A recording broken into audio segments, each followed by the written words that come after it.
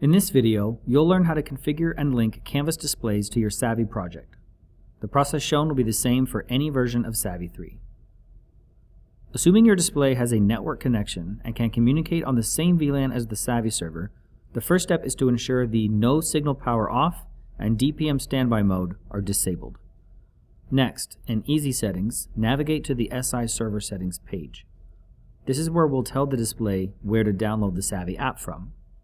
First, enable the FQDN option and enter this address, replacing the asterisks with your SAVI server IP address. Since the SAVI server communicates over HTTP, you'll need to manually delete the S from HTTPS. If this is not changed, the display will be unable to download the SAVI app and you'll get an error. Once this is entered, scroll down and set the application launch mode to local and the application type to IPK.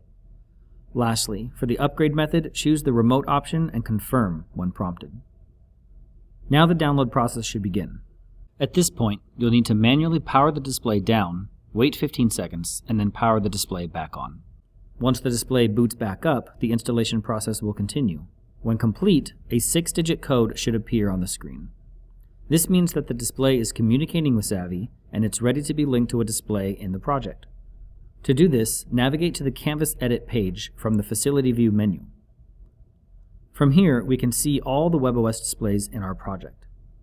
The next step is to simply choose the display we want, click the corresponding 6-digit code, and click Link.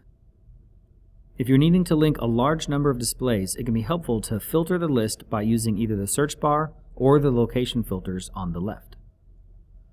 If you're looking for a specific code, you can use the browser's search feature to find the code.